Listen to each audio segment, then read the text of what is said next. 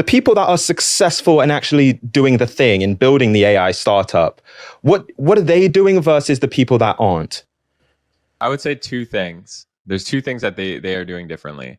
One is the second group is way more curious, just intellectually curious about using some of these new products and pushing out stuff into the world and seeing what's going to happen. And I will say I'm one of those people. Like I hear about a tool, I hear about something that's happening, and I want to get I want to get involved. I want to get my hands dirty. The second thing is a lot of people are afraid to get their hands dirty, and some people think that they're too good to get to get their hands dirty. Um, I once met a guy who owned many factories, and he was in the clothing business. So he manufactured clothing. He's a very famous individual, and he would tell me that every year, and I don't know if this was truthful, but it felt truthful.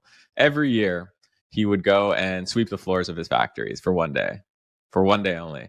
And I was like, well, why do you do that? And he was like, I need to remember how to sweep the floors. I need to remember what it feels like to sew, so that I understand, the machines, and I understand like my business. Right? He's like, I don't feel like I'm better than others because like I've succeeded, etc. And I think that there's a lot of people who are listening to this and they're like, well, I don't need this. I don't need to use Replit or Lovable or Manus or Bolt or try these things or push this idea out there because I've got a stable job.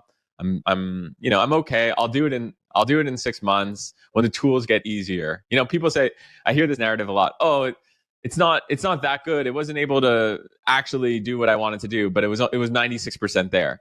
When it's 96% there, that's exactly when you should be training, so that when it gets to 100%, you're a master. You know how to just like prompt this thing and get the most out of it.